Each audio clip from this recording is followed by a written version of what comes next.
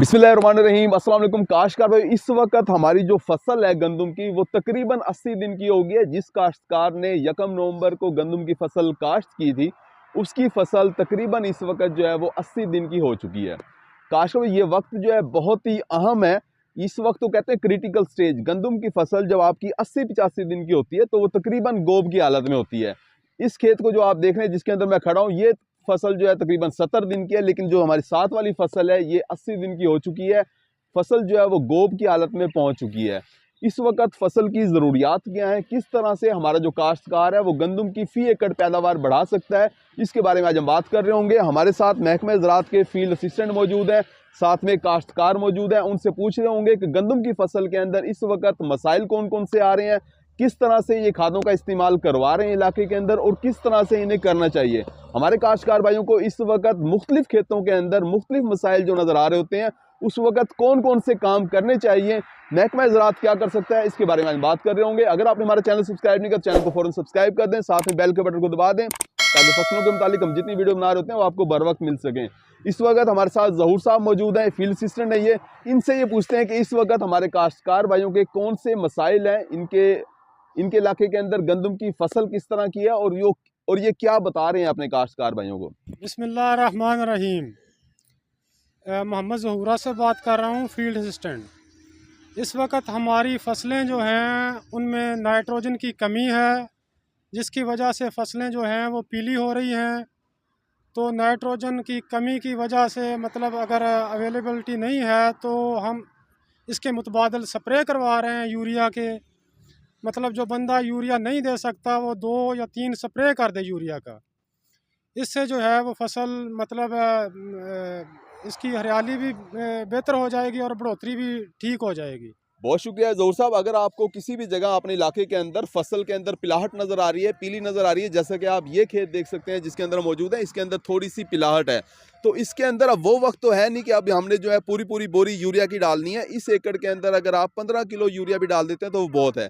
यानी हमारे काश्तकार को अगर 1 बोरी यूरिया की भी मिल सकती है तो वो 3 एकड़ के अंदर डाल दे, उसकी कमी पूरी हो जाएगी।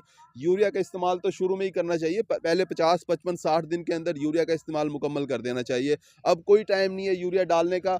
अगर पिलाहट है तो उसके ऊपर आप यूरिया के स्प्रे करवा सकते हैं, ऊपर नीचे 2 स्प्रे करवा दें, अमाइनो एसिड का स्प्रे करवा सकते हैं, एनपीके का स्प्रे करवा सकते हैं। तो यूरिया का कोई ऐसा कोई इस वक्त कोई मसला है नहीं। इसके अलावा आसिफ भाई आप बताएं कि आपके एरिया के अंदर क्या सूरत हाल है और क्या मसले मसाइल है, आप उन्हें क्या बता रहे हैं काश्तकारों को। बिस्मिल्लाहिर्रहमानिर्रहीम। बहुत शुक्रिया आबिद साहब कि आपने मुझे बात करने का मौका दिया। हमारे इलाके में अक्सर ये प्लाट की वजह से लोग ये देख कर परेशान है कि काफ़ी फार्मर की ये कॉल आ रही है। वो कहते हैं कि इस प्लाट की वजह से क्या ये कहीं फंगस का मसला तो नहीं है। बहुत से लोग इस बारे में काफ़ी शुबा में हैं कि ये जो प्लाट है ये पीली हो रही है, हमारी गंदम का हो सकता है कि फंगस का टाका हो। उस सिलसिले में मैंने काफ़ी काश्तकारों को बताया है कि जो फंगस होती है ना, उसमें अक्सर इसके पत्तों पर पीले धब्बे होते हैं। जो आपके ये फसल पीली हो रही है ये किसी खाद की कमी और इसकी खाद की कमी और इसकी वजह से होती है। आपको जिस जगह वैसे तो आजकल 50 दिन की फसल ऊपर हो चुकी है, अगर आपको इसमें कहीं पे फसल पीली नज़र आए तो उसमें सिर्फ उस जगह पर आप यूरिया का छींटा कर दें या स्प्रे करा सकते हैं। बाकी आपको ज़्यादा नाइट्रोजन देने की ज़रूरत नहीं है, इससे फसल गिरने का भी इम्कान बढ़ जाता है।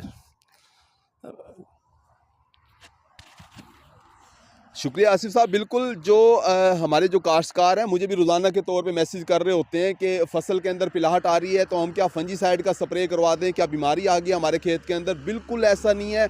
इस वक्त पूरे पंजाब के अंदर किसी एक खेत के अंदर भी कोई बीमारी नहीं आई, आज तक भी कोई रिपोर्ट नहीं हुई। काफ़ी ज़्यादा मैसेज आ रहे होते हैं, किसी काश्तकार ने अभी तक नहीं बताया कि बीमारी किसी भी जगह नज़र आई है। आम तौर पे ये रस्ट कूंगी की बीमारी जो है ये अपर पंजाब के अंदर गुजरांवाला, मियाँ वाली और इसके साथ जो है सियालकोट वगैरह, डस्का, वजीराबाद के इलाके के अंदर पहले आती है, उसके बाद फिर हमारे इलाके में आ रही होती है। जैसे ही ये बीमारी किसी जगह पे आई तो फिर हम आपको बता रहे होंगे कि आपने स्प्रे करना है या नहीं करना। इस वक्त आपने कोई स्प्रे नहीं करना, कोई स्प्रे करने की ज़रूरत नहीं है फंजीसाइड की। अपने पैसे ज़ाया ना करें। इस वक्त बीमारी किसी भी जगह पंजाब के अंदर रिपोर्ट नहीं हुई। जी अमीर अफसर साहब आप बताएं आपके इलाके के अंदर गंदम की सूरत हाल क्या है और आप उन्हें क्या काश्तकारों को एडवाइस कर रहे हैं कि वो किस तरह से अपनी पैदावार को बढ़ा सकते हैं। बिस्मिल्लाहिर्रहमानिर्रहीम। मेरे इलाके में कुछ खेत जो है ना गंदम में वो पिलाहट है, उसमें गंदम की ना पीला रंग है, और कुछ खेत बेहतर हैं। वाकई नाइट्रोजन की कमी तो है, काश्तकारों ने कम डाली है, लेकिन अब जो है नाइट्रोजन ज़्यादा डालना उसका कोई फ़ायदा नहीं है। नाइट्रोजन सिर्फ 15